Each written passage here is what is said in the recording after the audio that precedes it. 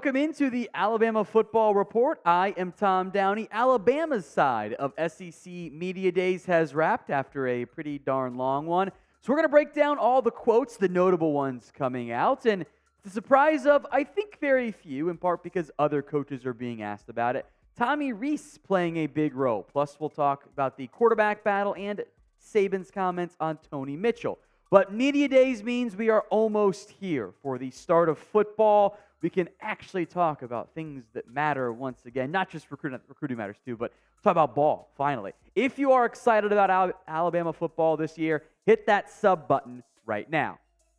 Let's get to some quotes from Clark Lea, the Vandy head coach, who, of course, coached with Tommy Rees at Notre Dame, hence why he was asked about it. Said, Tommy's a talented coach. He's a talented person. He's smart. I think he's a great fit there with Coach Saban, and they're going to do a great job together. He's young, and so he still maintains connection with the players, which I think is important. He's fiery. He's intense.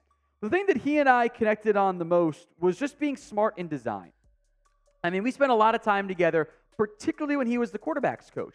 I would have him in my office all the time. Look, Lee and Reese overlapped together at Notre Dame, I should say, part of the rapid rise for the former Notre Dame quarterback. He was the Northwestern graduate assistant, then a Chargers offensive assistant, takes over at his alma mater as the quarterback's coach, rises to OC, and is now in charge of the Alabama offense. Now, it wasn't just coaches who were present at Media Day, but players as well. Here's what Alabama offensive tackle J.C. Latham said about Tommy Rees. I think as far as the offense that he's installed and brought to the team, it utilizes everybody's strengths. We do whatever we've got to do for whatever our strength is to succeed on that play or the series or whatever it might be. Every single coach will tell you that, we're trying to match our scheme to our players to maximize them. Not every coach actually does that. You'll see it time and time again with massive changes in the recruiting side of things as well, but there has been plenty of buzz on Tommy Rees. Now, we'll get to some Nick Saban comments here, a lot of them. I think we set the record for most quotes in a show, but it's Media Day. It's all quotes. But first, rate Tommy Rees as an offensive coordinator. A, B, C, D, or F. It is going to be today's pinned comment, so if that ad comes here on YouTube, take advantage of it. Head down there and vote, A, B, C, D, or F.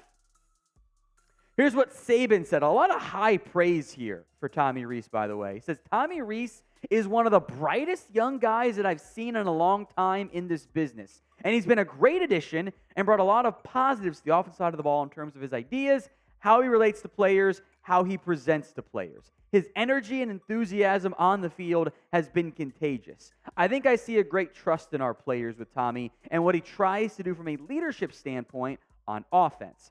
He was also asked about, the age gap between Saban and Reese. He goes, well, first of all, I still feel like I'm 39, and Tommy's great. He's mature. He does a great job presenting to the players. He has good relationships with the players. He's very bright. He understands the game. He's a very good quarterback coach in terms of helping guys improve at the position, which I think is critical. We don't have any issues. He's very respectful of what we want to do and how we want to do it, and the guy's hungry. He wants to learn. I think he's one of the brightest young coaches that I've been around for a long time. That's saying a lot coming from Nick Saban. This is the same guy who's coached some of the best college football coaches out there. He's been involved with them. Kirby Smart was young when he got around there, right? Lane Kiffin, Sark. That's a lot of high praise from Nick Saban on Tommy Rees that I do not think should go overlooked. What should also not go overlooked is the Alabama jersey sale. Still ongoing. Football's almost back, but the jersey sale never went away. Chatsports.com/Alabama jersey. That link's in the comments section and the description of today's show. 25% off on the custom jerseys and the historic jerseys, I call them. Former players, right? Bryce Young, I think there are some Derrick Henry, some of the long list of great wide receivers up there as well. So check the comment section and the description of today's show for the link. It's chatsports.com/Alabama jersey. I don't know how many people were that upset by Bill O'Brien leaving Alabama this past season. The offense was not bad. How could it be when you had Bryce Young leading the helm there? But it wasn't as good as what we're accustomed to in recent years in the Alabama world, where it used to be defense and running the ball, the offense had become high-powered, and the offense hasn't been maybe quite the same the last season. Now Tommy Rees is here, and he has to also figure out who the hell the quarterback is. A lot to break down on this. So first, what Nick Saban said. We have 3 guys that are competing for that position right now. All of those players are getting better, and it's important for us that all those players get better. I don't think anybody has actually separated themselves yet. I don't think it's something that we are trying to rush. And then you got into the cake analogy. By the way, I will make note that Saban said carrot cake was his favorite cake, which we'll get to that here. Grandma Saban used to bake the best cakes in the world, and I used to stand by the oven when I was a kid and say, when is the cake going to be done? When is the cake going to be done? She said, if I don't let it go through and take it out of the oven too soon, it will turn to mush, and it won't be a really good cake. So I think we have to sort of let this develop and make sure we let the cake bake until somebody separates themselves. And all the players are working hard. They have a good attitude. They are competing well. Pretty decent analogy, all things considered. Now, Saban did say that carrot cake was his favorite cake, which I found super interesting. Producer Chris, you said that you like carrot cake a lot, right? You're a fan of it? I am not a fan. Get the damn vegetables out of my dessert is my mindset. How do you feel about carrot cake? L for your love it. You're just like Saban. H for you hate it. You're a little bit more like me. Or E for it's fine. You're just not. It's not your favorite, but you will eat it if it is presented. Get those non-football related questions in the comments. Let's move now to the quarterback battle itself. Let's highlight Jalen Milroe here. He is the incumbent, so to speak. He was the one who played last year for Alabama. We'll talk about Tyler Buchner here in a little bit. Dual threat athlete, can make some plays on the ground. We saw that in his limited playing time last year. Maybe not the most polished passer, but for an offense that I think will run the football a lot this year, and I know producer Chris agrees, you need to not turn the football over. And that's been the issue for Milroe in the spring, and was the issue for Ty Simpson a little bit in the spring as well. 1 interception in the A-Day. He did, as we mentioned on a previous video, injure his thumb. The receivers weren't the greatest, so maybe you can't read too much into that.